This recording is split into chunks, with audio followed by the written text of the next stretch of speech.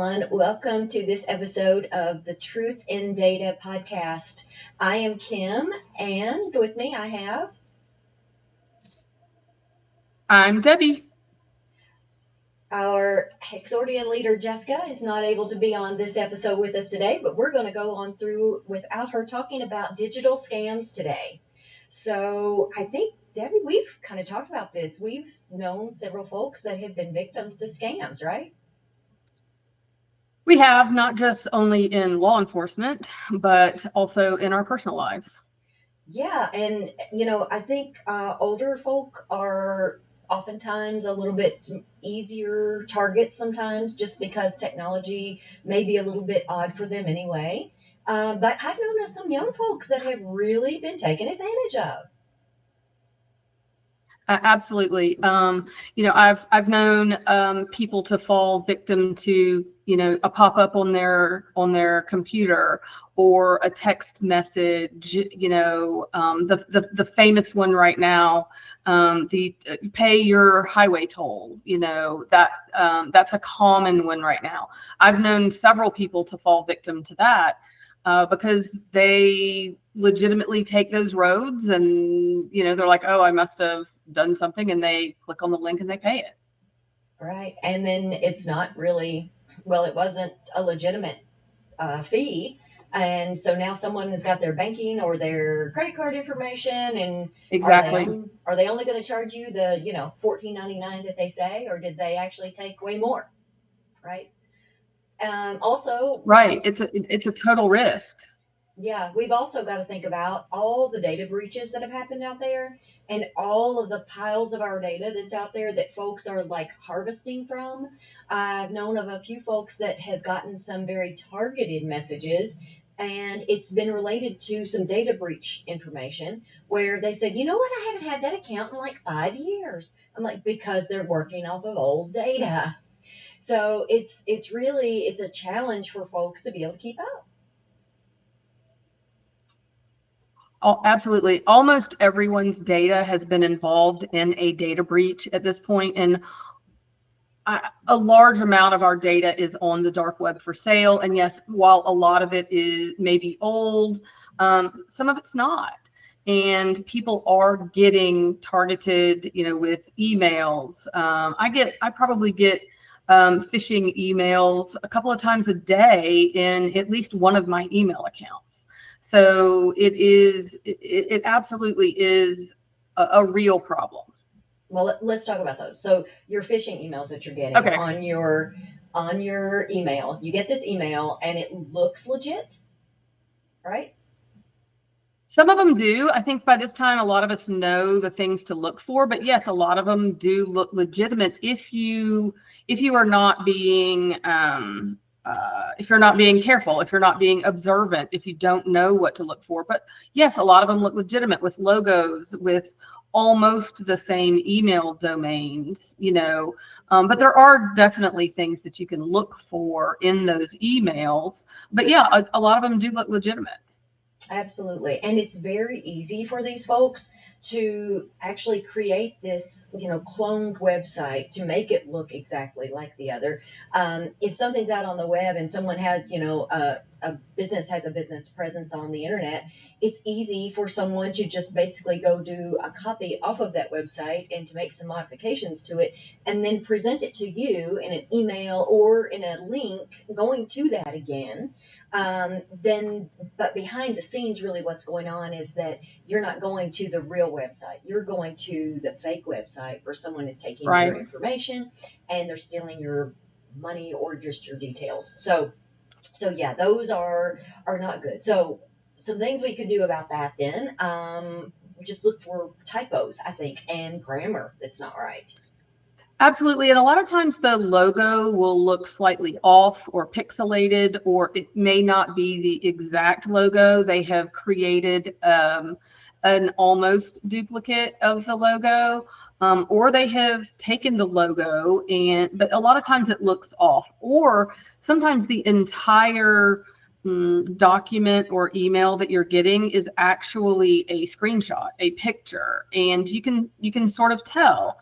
Something else that you can look for, like are email domains. I get phishing emails that say they're from Xfinity, but they're from a Gmail account. Now sometimes I got one the other day that said eXfinity.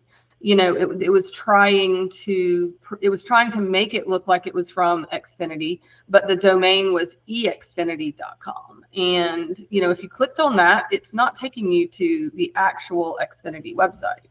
Right. And also, they can make these links oftentimes say whatever they want them to, but really the code that's behind that link can go to something illegitimate. And so that's a big challenge, is just really knowing. So a good idea is just don't click on any links. If you get something, even if you think it came from your bank, go directly to your bank account, call the bank, or credit card, or whatever it may be, and then go about it from that perspective. Log into your account directly with a link that that you've already gotten saved, that how to get to their legitimate website. Go there, log in, do whatever it may be saying. Hey, right. We need you to change your password. Well, go change it now on your own terms, without using exactly. link. Exactly. One of the things too, I have received links. So I'm very active on LinkedIn, and I communicate in messages with a variety of people that I have met on LinkedIn. So sometimes I don't know them, but occasionally we will strike up a conversation. I had someone send me a link the other day through LinkedIn to click on, and it had to do with something they had seen on Reddit that they thought maybe they needed to report to law enforcement. But I did not know this person well enough to actually click on the link, even though we had been conversing for so long. And, maybe I'm just skeptical. So I took the link, and there are places online where you can check links to see if they are legitimate or not, or if there are indicators of fraud or malware, so there are services online where you can copy the link, not click on it, but copy the link and check it to see if it's actually going to take you where it says it's going to take you. Right. Let's talk about these. We touched briefly about the imposter scams, where someone's saying they're from the government, or sometimes these are very specific, though, where they're saying that they are actually a family member of yours. So yes. Nowadays, where you've got so much of your details, your personal details, that are out on the internet that may or may not be locked down. So you may have your social media, like your Facebook or your Instagram, may be very easy for people to see, like, who your family members are. Absolutely. Or, if you post a picture or someone else posts a picture of you. And so it'd be really easy for someone to target a particular person to say, hey, I'm your granddaughter, and I went on vacation, because they've already looked and they saw that she was on a trip. Yep. And so now they're able to say, I need $1,000. Please go send it to this account. Yes, it's an emergency, and the emergency can be, I wrecked my car, and I need to get home, or like it can be all. It doesn't, there are some that I've seen that are much more egregious than that. Like, I've been kidnapped, or I'm in jail, but it doesn't have to be that astounding. It can be, I'm stuck in Panama City and my ride left me, I need to get home. Like, there's all sorts of things, and they are, with artificial intelligence, they are able to recreate a voice. If there is video online, they can take that video, use artificial intelligence to recreate the voice, so it does sound as though the call is coming from a person that they know. People, you and I are on all over the internet, so people could easily do that with our voices. And I have had to talk about this scam with my father, just to make sure that he understands, oh, this is a possibility. And when people, and I have adult children, so every time they call, if that was to occur, I would probably check and see where they are, on a tracking mechanism, and call them back, or anything like that. So it is imposter scams are definitely not just, like you said, not just the government, but family members, tech support. I had an older family member fall for the tech support imposter scam. Hi, this is Microsoft. We understand that, we have found it was Chinese pornography on your computer, and that, and they fell for it. Right. It's, and I think that sense of urgency that they create, which Absolutely. is, I mean, they're trying to make you realize you got to do something right now. They're trying to make you afraid so that you're not having enough time to actually go do something or do your due diligence to figure this Right. out. So The urgency. I've heard of some families who have, and someone's, that I talked to, they'd said that they have like whenever their family gets together, like for family reunions or whatever, then they have a big conversation about it. And they're like, hey, let's have a phrase or a question that we know only us. A code word. It's some kind of just something that nobody would ever guess because it doesn't even make sense. It could even be, orange bananas. I mean, who knows what it's going to be, right? But create something that's going to be where you've got to ask for that.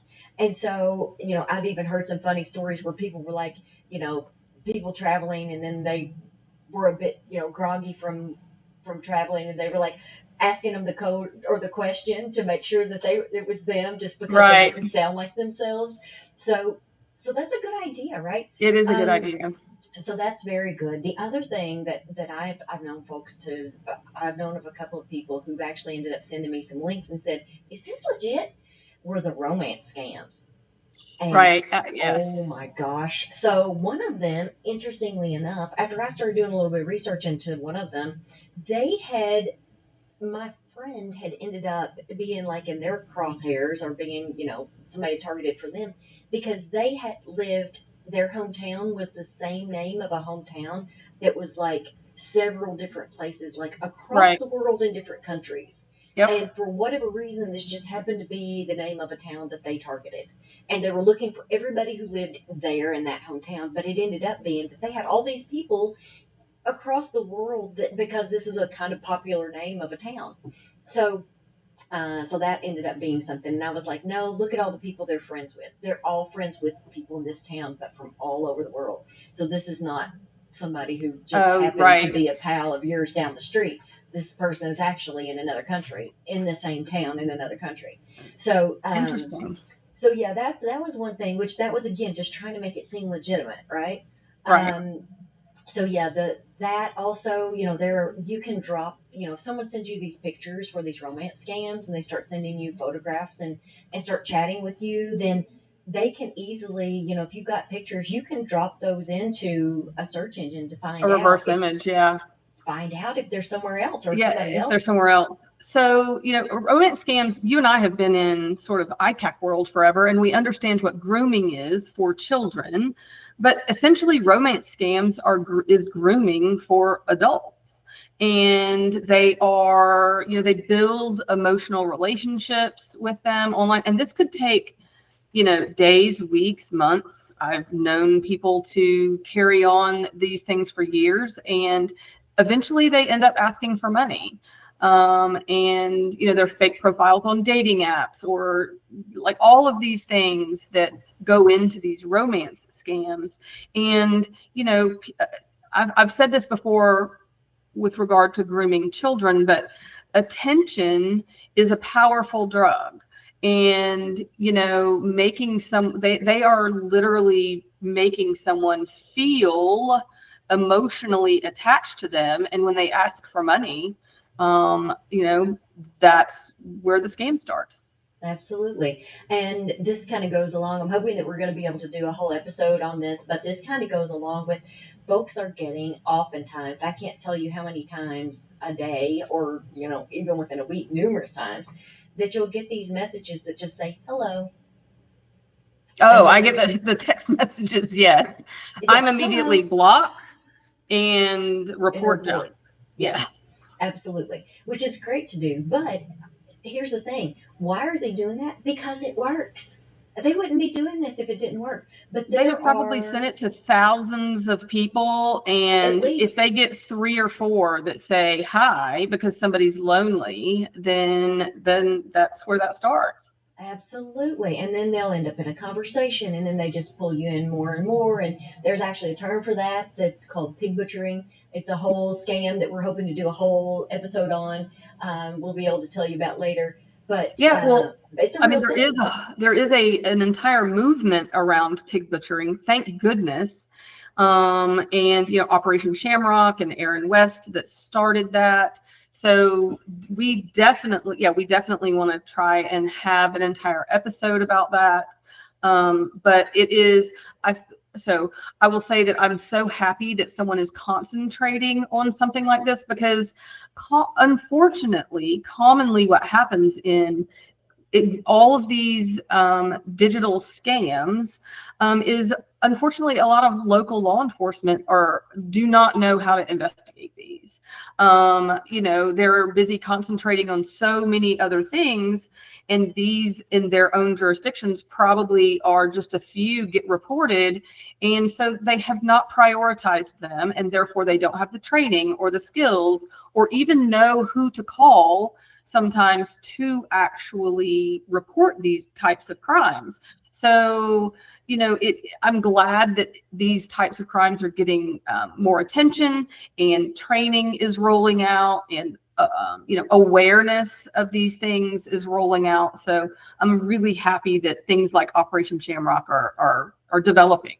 Absolutely. And so for those of you who may be just kind of listening to this and wondering about scams, just to try to protect yourself, just when you do get those, as we said, they're probably sending these out to numerous people per day. And actually, she mentioned Aaron West, who she did a great a share on in LinkedIn in telling and in showing the warehouses of people, people who don't want to be there doing this, who are being made to do this to you. This isn't just one individual. It's a form of human trafficking. Absolutely. It's a form of human trafficking, and what they're doing is making them get online and on the phone and conduct these digital scams. Right. So please do not fall for them.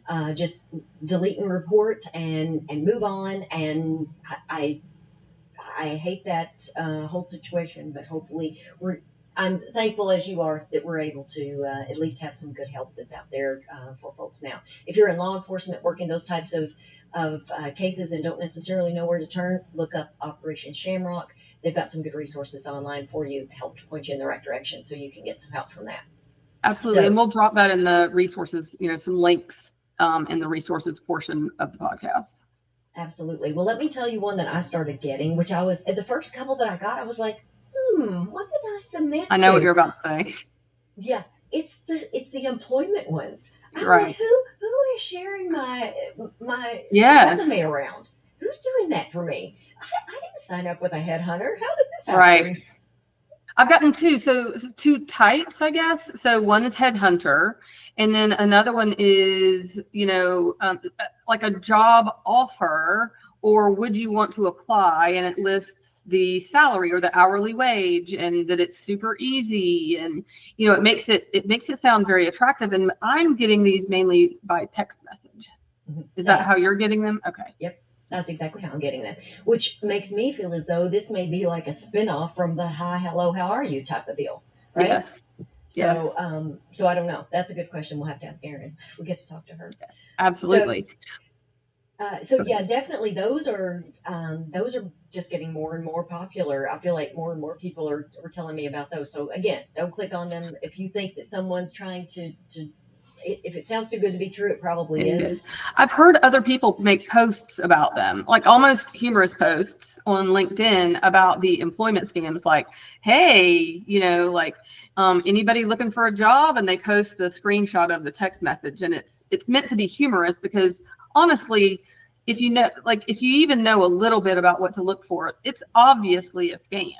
Mm-hmm. So, but again, it's playing towards, if someone who was really desperate looking for a job, which there are many people out there in that position, if you are desperate looking for a job, you may go through the process just in the hope that it's real. Right. Hope is also a powerful drug. Absolutely. Yes, you're exactly right.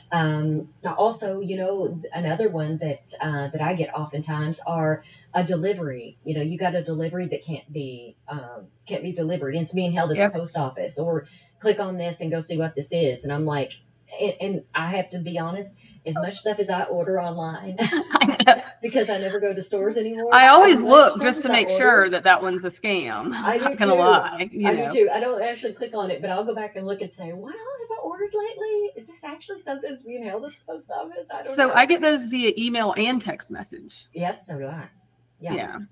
I get A common one. What is a common one? Geek Squad is so I know that's not necessarily a purchase, but they'll say your service request or iPhones. A big one is iPhones. I get the emails that say we have received your order, but payment was unable to be made, and there's like a picture of an iPhone from like the Apple store. Mm-hmm. And like there are a lot of those via email and text.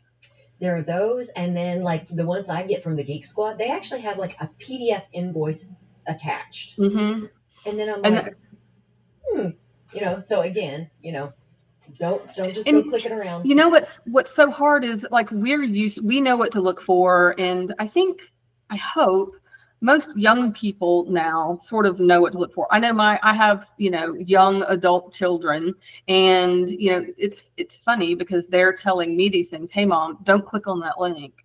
And I'm like, I'm aware, but it is like, our parents or grandparents, or like they are very susceptible to these things. And I have had to educate, some of the older people in my life, and I'll admit it's hard to keep up. Like telling them about every single one of these types of scams is, because new ones come out all the time, is actually challenging. And to get them, I think really it's just making them understand that you have to be skeptical.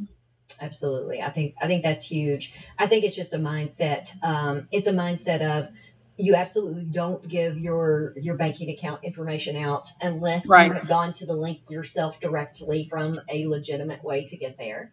You're not going to give that out. You're not going to, fall for this unsolicited email or this unsolicited text message because, you didn't actually do anything. You may, go back and double check your emails and see what you have ordered and check your Amazon accounts. Go check those things directly. And, the other things to look for, like we said, the sense of urgency, just maybe even have some type of a code word with your family, and a good question that you can ask and only they're going to know the answer to, or make up some kind of an answer that's not even a real answer that only they're going to know the answer to, that nobody can guess. There's another one that I just thought of, like it's almost internal, and there's a lot of, they probably did a lot of research online. There's some social engineering going on, but I have received text messages from allegedly from the CEOs of the companies that I work for, or my supervisor. And it said, Debbie, I am in a meeting right now, but there's a client that needs something. Can you, and most often it's, can you go by, we need to, we need to get them a gift card. Can you go buy that and text me back? Because we need to get that to them as soon as possible. And, obviously, and other people, when you get on Slack and you say, hey, this is happening, other people like, I got it too. So there are things like that going on as well. Absolutely. Those are very targeted. And I've received those, and actually that mentioned Jessica by name and said, that, hey, Kim, it's Jessica. I'm in a meeting, and we need some gift cards real quick, if you don't mind, for some gift bags. Can you just send these back? And I was like, I knew enough to know. Nope, not falling for that one. But definitely, things are very targeted just because of the amount of information about us that is out there. Is available. And anytime that someone can weave a truth into the middle of some type of a scam, It makes you wonder. Makes you think that maybe Okay. there's some legitimacy.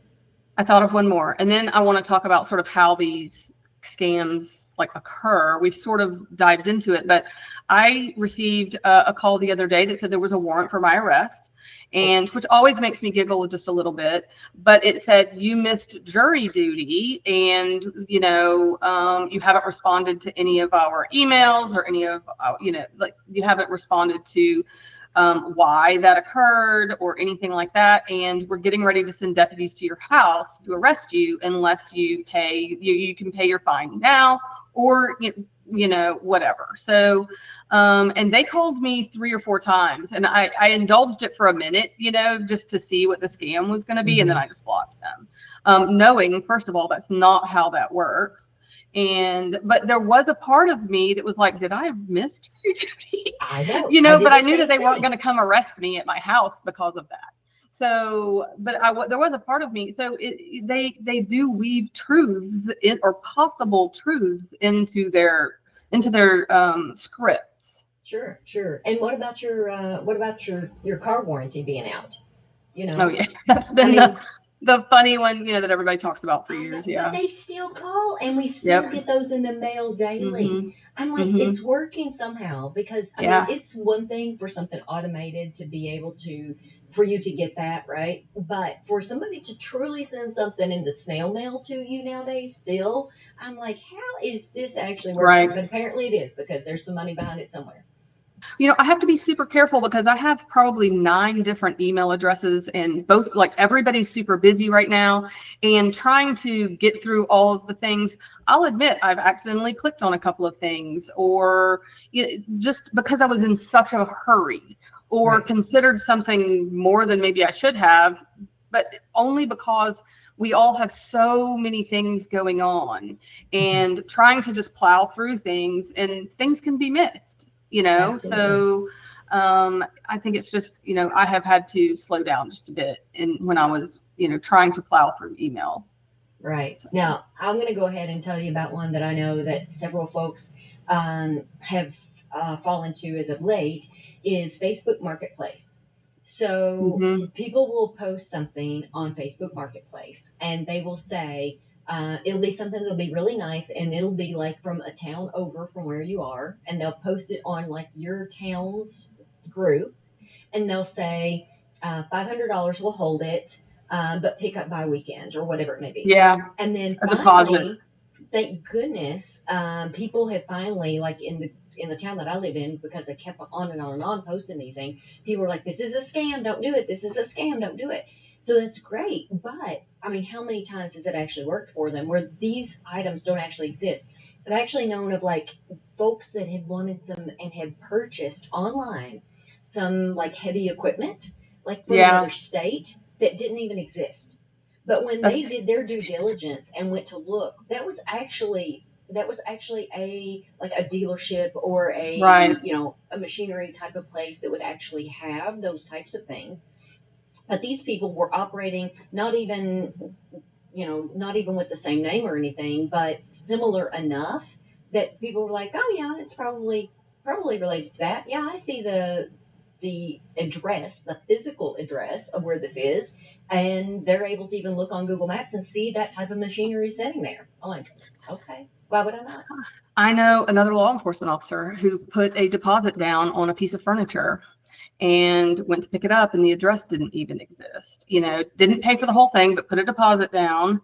And when he texted the person, they said, oh, sorry, not home, but we do need, if you want to go ahead and pay us now, we'll whatever. And like still tried to get more money. And he even said, I didn't feel right about putting the deposit down, but I did it anyway because we really wanted this piece of furniture. And like anybody can fall for this stuff. Absolutely. Absolutely. And anyone can make something look legitimate, because online, I can't remember what that song was years ago, but it something about people. I mean, everything online is real, right? I say that. Of course. Yeah. If it's online, then it's real. So there's so many things that hide behind the keyboard, essentially, and that aren't really, a true, thing. So that makes it very challenging. So I hate to sound like somebody who you just can't trust anything, but you really need to not trust much, especially when you're getting into some very specialized things. Like I said, like a special piece of equipment or machinery or something that you're looking, That's a lot and of then money. it's a huge amount of money, and it broadens that whole search where you're looking at, what, I might have to drive across the country and get this, right? And you're accepting that. And so when folks are going to, put something out there that they know people are going to want that's a large amount of money, they're not going to put one in every town because they know that's not going to be legitimate, right? So Right. they're getting pretty smart about this. And also, oftentimes, Debbie, that oftentimes this money is going overseas. And It is. there are some things that can be done. Do you want to get into that now? Sure, We've let's talked go. about being careful. We've talked about We being careful. have. Don't click on your links. Make sure that you're asking your family before you send money. If someone's got something that's, in a hurry, got to make a decision quickly, pause for a second. Everything can wait just a minute. And let's go double check and make sure that it's legitimate. And then also, there are some things from a law enforcement perspective you can do too, right, Debbie? Absolutely. I mean, as much as I mentioned that some law enforcement just doesn't know what to do with these cases, there are many that are starting to specialize in this, and many agencies across the country do have technical investigators who are able to work these types of cases, who have the skill set, who have the training, who have the experience, or they are willing to figure it out because they are technical investigators. And there are, things related to, since this is about digital forensics and truth in data, the role of digital forensics. If once an investigation is started, let's say law enforcement is going to look into whether it's a romance scam or someone has actually followed through and been victimized and they're in a particular jurisdiction, there is a role of digital forensics in that investigation. Whether it's identifying the source or analyzing digital evidence. A lot of times it's going to be on the phone or the laptop. I'll sort of let you take that. Yeah, so sometimes it may be that you do have some communication that's on your device that's able to assist law enforcement so that they're able to take a look, get some key details, like she said, that they're able to, send off to some type of a provider for some more information to find out maybe where the origin of this came from or where the scam started or who has done this. But then a lot of times that information is going to be something that's in the cloud. So you're going to need law enforcement and investigative help in that respect, where they're going to need to send some information off to request some data back from these companies in order to be able to find that out. And then oftentimes if it's some, you've tracked it down to a banking perspective, and then many times these accounts are going back to someplace overseas. So I'll go ahead and throw out something that a lot of law enforcement is going to tell you to do that you may feel like is not necessarily going to help you. But oftentimes law enforcement is going to tell you to go ahead and submit a report to the FBI's IC3, which is their Internet Crime Complaint Center. And what they do with that data is they compile it all and they take as much information as shared with them. It might be IP addresses, it might be usernames, it might be the amount of data, the account information, crypto details. All of this information they compile together and they look at it and then they try to figure out where the commonalities are so that they're able to get folks on the ground to be able to go do investigations from this. It's not 100% that they get this money back, not even close, I don't think, but they do get some of the money back, and they have gotten some of the money back. But I'll tell you, in 2024, here are the numbers. In 2024, there was $16.6 billion that was reported as losses for people. And which means the actual number is even bigger. It's way higher because most people feel like I shouldn't, what's the point, right? But that was from 859,000 complaints. Billions of dollars people have lost in scams. Wow. That's crazy. That's sad. That's, hopefully we can start, doing better. And, so that's going to be education and law enforcement, becoming more adept at conducting these types of investigations. I love the fact that you had said IC3, that you mentioned IC3. We will, put that link in the resources for the podcast as well. But they are looking for patterns. And so while they likely will not work on like one specific case, but you said they're linking those cases together. So if the IP addresses or usernames or crypto wallets or like all of that, they're looking for links, and then they can find links, and it gets bigger and bigger. They may be able to stop a ring, it's or a person, and it's starting to happen. We're starting to see reports of major arrests in scams, and yes, they're mostly overseas. I will say one good thing I feel like is that that kind of came about a few years ago that everybody was very concerned over, because it was what it is ransomware that we didn't even touch on. And we're seeing a little less of that because a lot of your devices are helping to protect you against that, which is why we're seeing some less of that. However, the ransomware, I mean, it's still out there. It's getting more sophisticated to bypass some of those things that may be on your device, your Windows computer, your phone, whatever it may be. And some of those are getting are more sophisticated now. So there still are some out there, but in 2024, in that same FBI report from the Internet Crime Complaint Center, they identified 67 new ransomware scams, or variants, I should say. There is an entity in it. It's probably IC3 that keeps a list of all of the, and they name the ransomware. They name the viruses and the ransomware and things like that. Yeah. Keep a list of them. It's really interesting once you start to kind of dig into it. But even though we don't hear about things, and even like we didn't even touch on viruses and things along those lines, those things are still out there, though. They are. They're still out there. Like I said, your devices help to try to protect you from a lot of those things now, but they're just getting more sophisticated. So just always be resilient to those. Don't feel like that just because you haven't had a virus a long time that it's impossible. It's still, if your computer starts to act a little weird or whatever, you may still end up with one. Yes, absolutely. All right. What else were we going to talk about, Debbie? Do we have anything more? We said we're going to, if you are the victim of a scam, you're going to report to law enforcement. We're going to report it to IC3 so that you're able to hopefully help the larger issue. And then also just protect your accounts, whatever that may be, right? Absolutely. I know that there's a lot of financial advisors and people, that will talk about freezing your credit accounts. And, there are some proactive things that you can do to try and protect yourself.